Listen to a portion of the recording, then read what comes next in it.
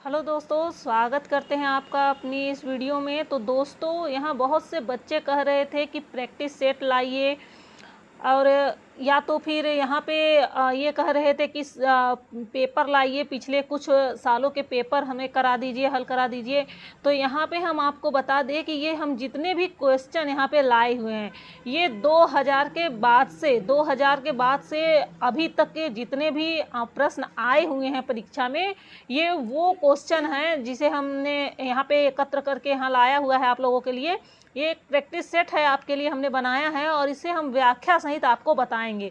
तो यहाँ पे जितने भी हमारे भाई बहन हैं, टीजीटी वाले जो हमारे भाई बहन हैं, टीजीटी पीजीटी की तैयारी कर रहे हैं, तो वो लोग इसे एक बार ज़रूर पढ़ें। ये आप लोगों के लिए काफ़ी अच्छा रहेगा कि यहाँ पे ये आप लोगों को काफ़ी लाभ पहुँचाएगा, क्योंकि ये जो प्रैक्टिस सेट हमने यहाँ पे लाया हुआ है, ये कई सालों के क्वेश्चन हैं जो परीक्षा में पूछे गए हैं। और कई बार ऐसा होता है कि बहुत से क्वेश्चन पिछली बार टीजीटी में हुआ था ना कि काफ़ी क्वेश्चन रिपीट हुआ था। तो इस तरह से ये बहुत ही पुराने क्वेश्चन हैं, तो ये रिपीट भी हो सकते हैं। तो इसमें से अगर आपके 10 या 20 भी क्वेश्चन हो जाते हैं, तो सोचिए यहाँ एक नंबर से भी बच्चे छट जाते हैं, निकल जाते हैं, बाहर हो जाते हैं। तो वो चीज़ आपका यहाँ पे सुधर जाएगा, वो चीज़ यहाँ पे आपका पूरा हो जाएगा कि अगर इसमें से 10-20 क्वेश्चन भी फंसते हैं तो आपके लिए वो लाभप्रद ही रहेगा। तो चलिए यहाँ पे देख लेते हैं। और वीडियो को आगे बढ़ाने से पहले जो भी हमारे भाई बहन नए आए हैं, तो लाइक और सब्सक्राइब करना न भूलें, जिससे इसके बाद भी अब जो भी हम प्रैक्टिस सेट लाएंगे उसका नोटिफिकेशन आप तक पहुँच जाए। तो चलिए देखते हैं यहाँ पे, तपोधनम न वेत्सि माम उपस्थितम तपोधनम पद समास अस्ति। तो तपोधन पद में कौन सा समास यहाँ पे हो जाएगा? तो यहाँ पे हो जाएगा आपका, यहाँ 4 ऑप्शन आपको दिए गए हैं, तो आप इस तरह ही से सॉल्व भी कर सकते हैं। 4 ऑप्शन है, तो तत्पुरुष है, द्वंद्व है, अव्ययीभाव है या बहुब्रीहि है। तो यहाँ पे आपका बहुब्रीहि सही हो जाएगा, option number D. Option number D यहाँ पे बहुब्रीहि सही हो जाएगा। अब यहाँ पे देखिए पूछ रहा है तपोधनम। तपोधनम का अगर विग्रह करेंगे, समास विग्रह करेंगे, तो यहाँ पे हो जाएगा तपः एव धनम यस्य सः, अर्थात तपोधन। अर्थात इसका अर्थ क्या होगा? तप ही जिसका धन है, तप ही जिसका धन है, ऐसा कौन हो जाएगा? तपस्वी, ऐसा तपस्वी हो जाएगा।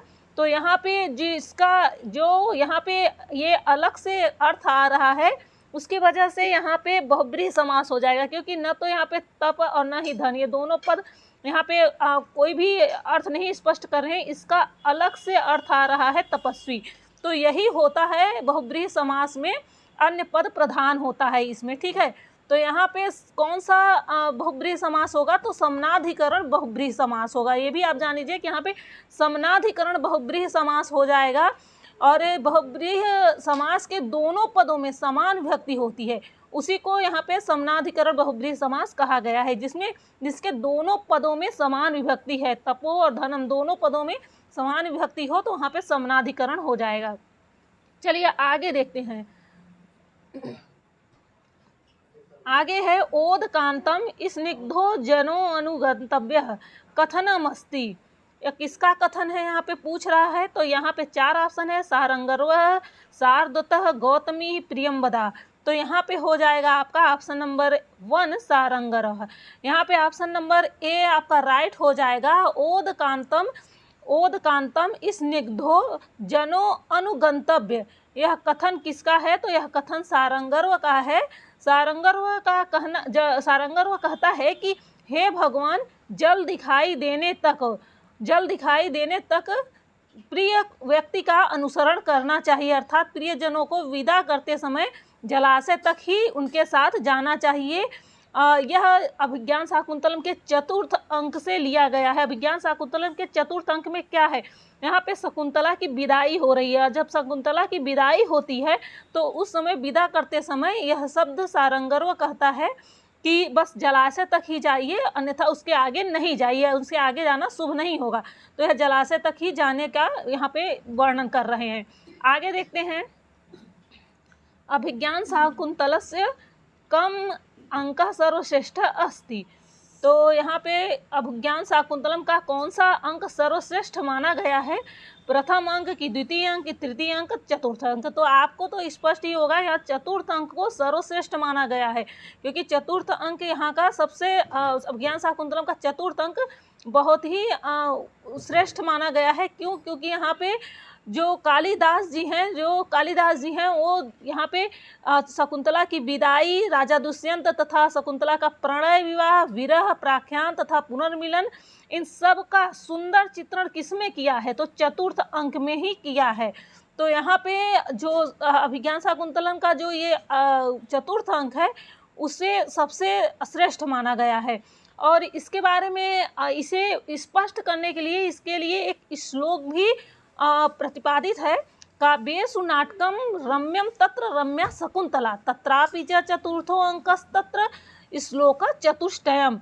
यहाँ पे इस श्लोक के द्वारा स्पष्ट किया गया है कि इसे चतुर्थ अंक को कि यह सर्वश्रेष्ठ है।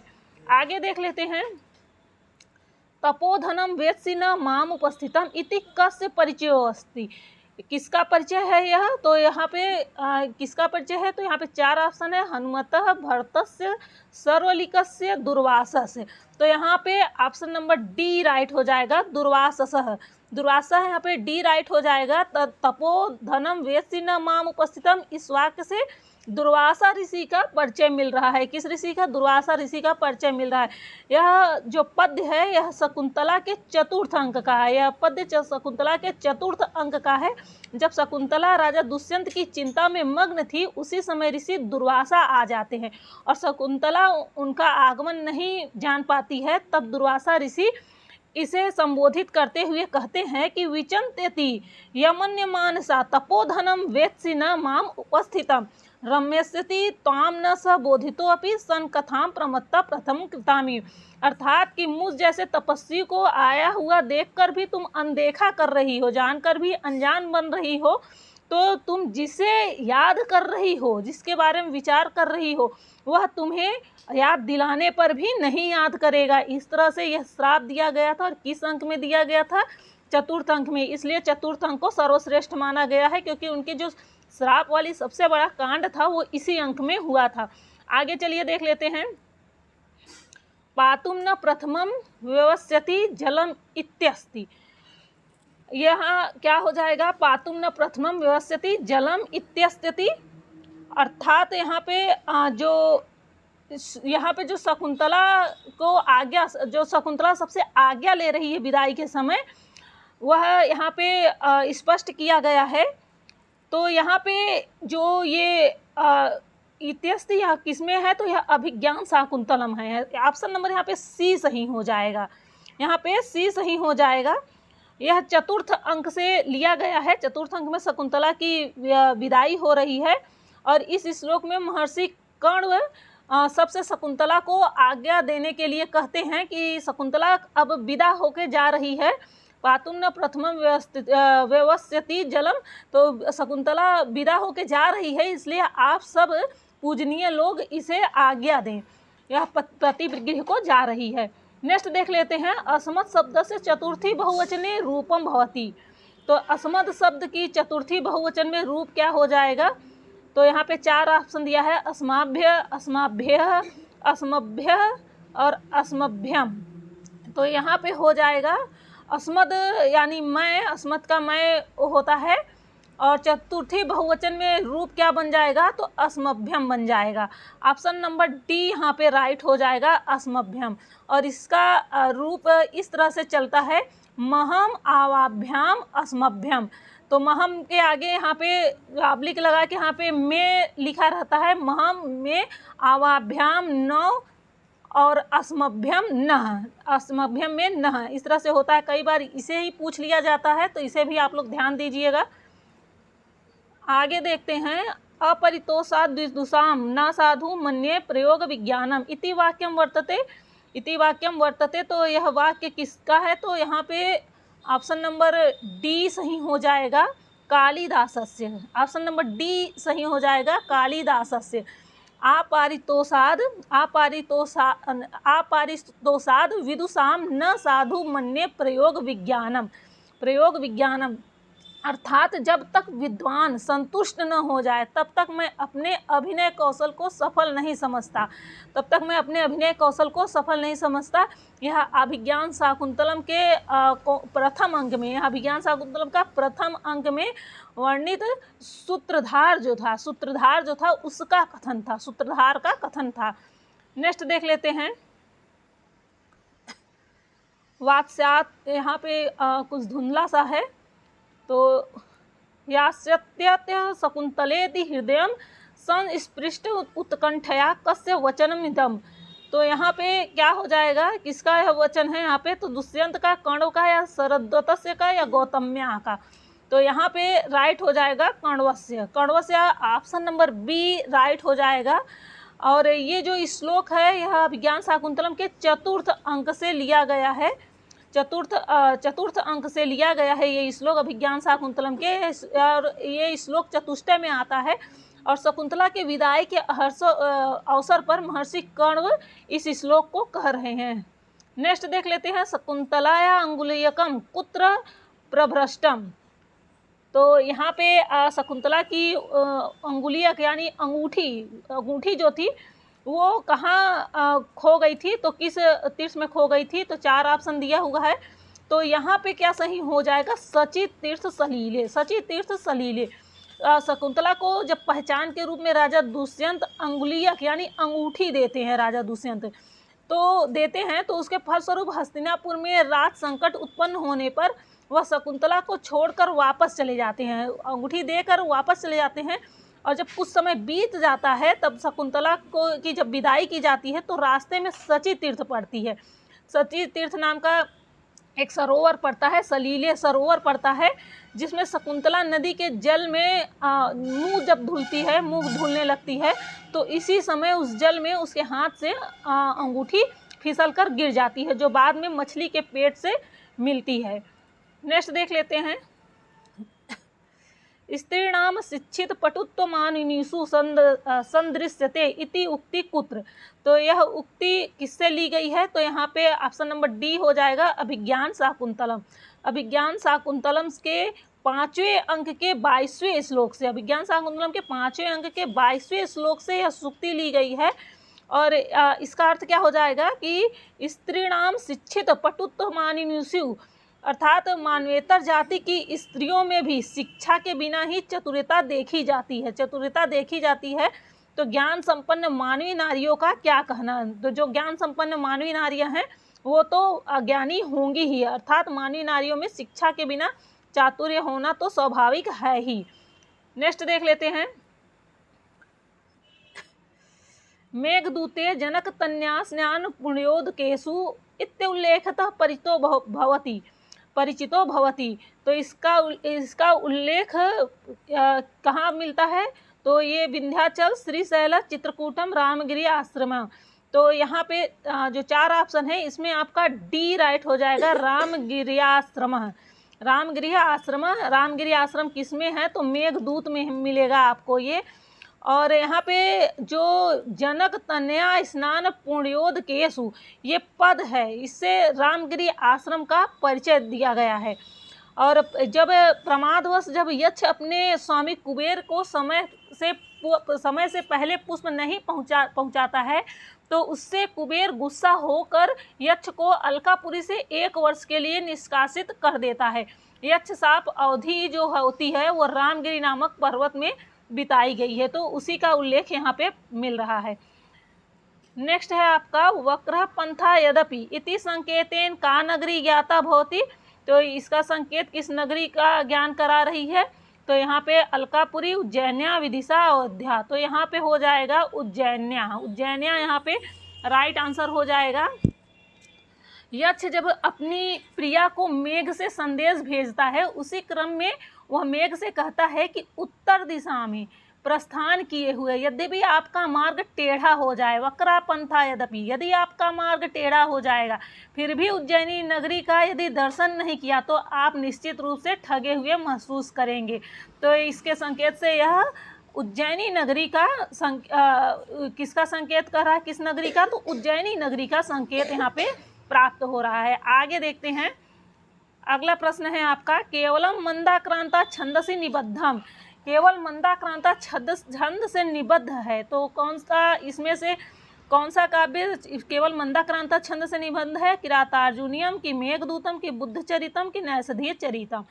तो यहाँ पे क्या हो जाएगा? Option number B, option number B Meghdutam. और इसको हम बताएं कि हमेशा इसका ये क्वेश्चन देखेंगे तो हमेशा पूछा जाता है कि मेघदूतम में कौन सा छंद है, या तो मंदाक्रांता छंद किस में प्रयोग किया गया है। तो इसका एक बहुत सरल सा ट्रिक है, मेघदूतम, म से मेघदूतम, म से मंदाक्रांता। ये आप अगर याद रखेंगे तो ये आप कभी नहीं भूलेंगे, मेघदूतम मंदाक्रांता, इसके अलावा और किसी में प्रयोग नहीं हुआ है, इसलिए ये आपको आराम से याद रहेगा कि म से मेघदूतम, म से मंदाक्रांता। तो इस तरह से आप इसे जरूर याद करिएगा।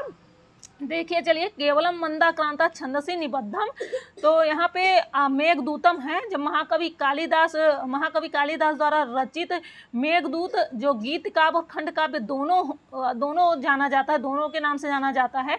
तो यहाँ पे गीत काव्य मंदाक्रांता छंद में लिखा गया है। यह गीत काव्य या यह मेघदूतम किस छंद में लिखा गया है? तो मंदाक्रांता छंद में लिखा गया है। और मंदाक्रांता का लक्षण क्या है? यहाँ पे लक्षण भी आपको हम बता दें, मंदाक्रांता छंद का लक्षण। तो इसका लक्षण है, इसके प्रत्येक चरण में मगड़ होता है, भगड़ होता है, नगड़ होता है, तगड़ होता है, और फिर तगड़ आता है, और फिर दो गुरु आता है। फिर दो गुरु यहाँ पे आ जाता है, गुरु का ये पहचान है, दो गुरु आ जाता है। तो यहाँ पे मंदाक्रांता छंद होता है, और यहाँ पे 4 रस 6 अंग और 7 पर यति हो जाता है। तो कुल मिला के कितना वर्ण बन जाते हैं? तो कुल मिला के यहाँ पे 17 वर्ण बनते हैं। तो 17 वर्ण जिसमें बन जाए तो जान लीजिए मंदाक्रांता छंद हो जाएगा। ये लघु है, ये लघु है, और ये दीर्घ है। तो इस तरह से आपको इसकी गणना करनी होती है। और वहाँ पे अगर 17 बन जाता है, 17 वर्ण बन जाता है, तो वहाँ पे मंदाक्रांता छंद आ जाता है। अगला देख लेते हैं, संदेश काव्य प्रस्थान केन समारब्धम, संदेश काव्य प्रस्थान केन समारब्धन। 4 ऑप्शन है, अश्वघोषेण, कालिदासेन, कुंतकेन, वामनेन। तो यहाँ पे क्या हो जाएगा? कालिदासेन। संदेश काव्य प्रस्थान केन समारब्धन, संदेश काव्य प्रस्थान किस समारब्ध में है, किसने वो बनाया है? तो कालिदास द्वारा। आप यहाँ पे अव्यापन्न कुशल मबले पृच्छति ताम विमुक्ताम, यहाँ पे मंदाक्रांता छंद है। तो यहाँ पे माफ़ करिएगा, यहाँ पे क्या पूछ रहा है? संदेश काव्य में ना आपन्न कुशल में हम इसमें आ गए। यहाँ पे जो संदेश काव्य का शुभारंभ किसके द्वारा किया गया था? तो ये महाकवि कालिदास के द्वारा किया गया है। और इन्होंने अपनी प्रसिद्ध रचना मेघदूतम में मेघ द्वारा जो अपनी प्रियतमा को संदेश भेजकर इसका शुभारंभ किया गया है।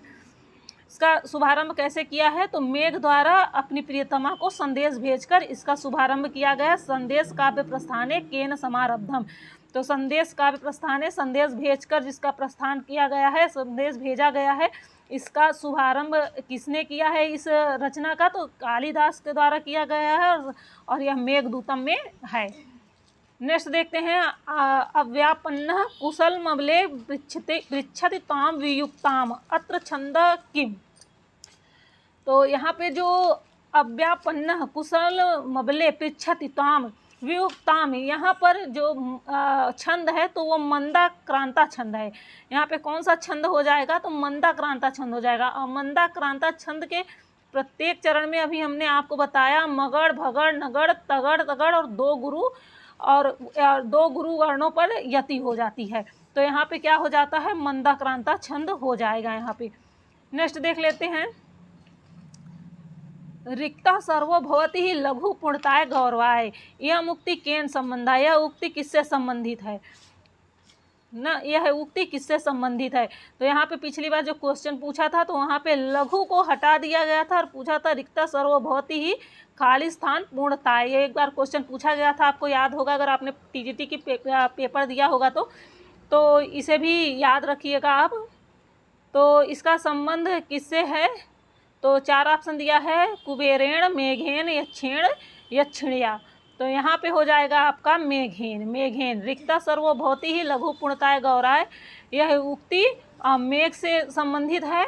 और यक्ष यहाँ पे मेघ से कह रहा है कि जो लघु है वह सर्वत्र खाली होता है, जो लघु है वह सर्वत्र खाली होता है और खाली होता है तथा पूर्णता गौरव या भारीपन को लिए रहता है।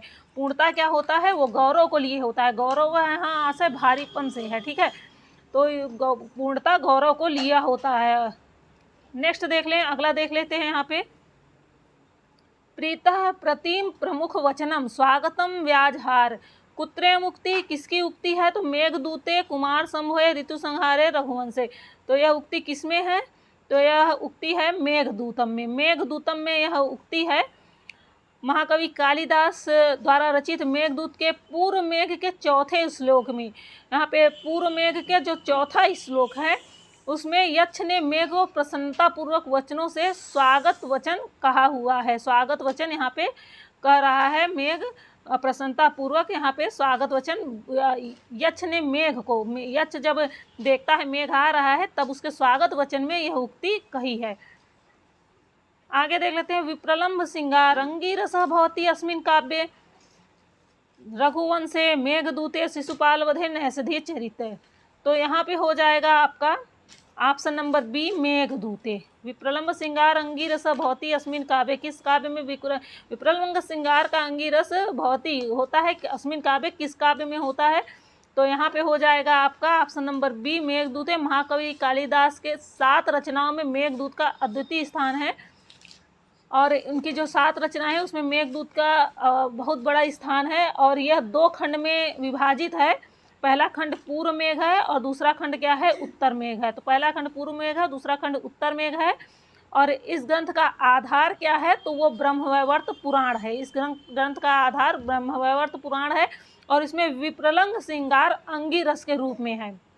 विप्रलम्भ सिंगार किस अंगीरस के रूप में है और इसके प्रमुख नायक यक्ष और यक्षिणी नायिका है इसकी। नेक्स्ट देख लेते हैं।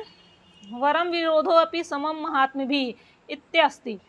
वरम विरोधो अपि समम महात्म्यभिः, तो शिशुपाल वधे बुद्ध चरिते किरातार्जुनीय नैषधीय चरिते।